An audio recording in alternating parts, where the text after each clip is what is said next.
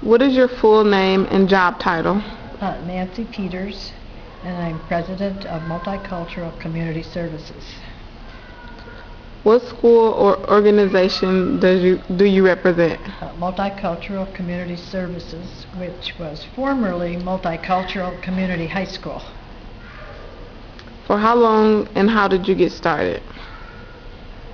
I got started because my son came to me one day as a student at Riverside High School and said, "Mom, there must be another way to learn." So we went out and looked for one. Multicultural wasn't started then. So we found another school on the south side. And then one of his friends said someone on the east side was trying to start a citywide school. So I joined with them, and I'm the last remaining member of that founding group back in 1972. Define discipline. Discipline is conducting yourself in a respectful way for yourself and for others. What kind of discipline problems did you experience? Actually, we never really experienced any discipline problems. Now we have an adult high school.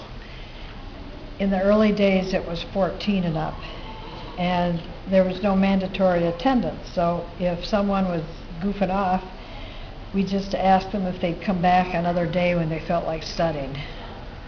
And they did.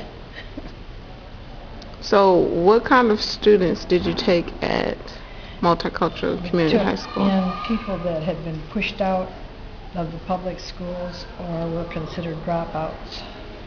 And why do you think they were pushed out or considered dropouts? They were pushed out because the public schools had one way to learn, and many of them wanted to learn different ways. Okay. And so they acted out in class. One of the funny things about our school was that we didn't have any principals, or we didn't really call people teachers. Everybody was a teacher and everybody was a learner. And we did have an office in the basement, a dingy basement over near UWM.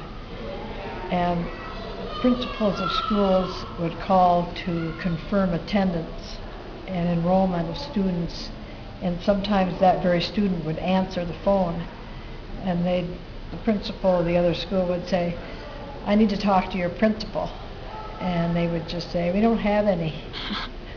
So somehow we were accepted. And also MPS started dumping people on us. And anybody they wanted to get rid of, they sent over to Multi, because by that time we had centers all throughout the city in church basements and bowling alleys and Northridge Community Room, Northridge Mall, and as I said, church basements. Any place anybody would give us some space. So we were all over the place.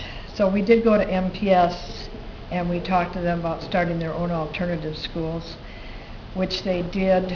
I think the only one that's left is Kilmer. But I didn't expect them to last very long because I knew MPS couldn't do it right. Do you have any suggestions to help reduce the disciplinary problems nowadays? Oh. Well, I think what I would do is have smaller schools, for one thing, and I would offer a more flexible program so that people could fit in better to whatever they wanted to do. I think your school is probably like that. One of the few MPS schools. Though my one son stayed in Riverside. Just about all my kids left the public school system. Actually, 2 stayed in. One because he was involved in sports, and then my daughter because she had a lot of friends and she just stayed. After her junior year, she went to the principal and said, "I've got enough credits to graduate." And he said, "Well, I don't think you should graduate early." He said, "I think you should just take more classes." And she argued with him, And finally she said, well, if you don't let me graduate this year, I'm just going to drop out and go get my GED at my mother's school. So he let her graduate early. But as far as, let's see, yeah, as far as the discipline, I don't know. It's a whole different thing than back in the 80s now. But I think smaller, I'm thinking in terms of high school, I think smaller schools and maybe lots of alternative schools with different focuses. Okay. Thank you for your time. You're welcome. I enjoyed talking about it. All right.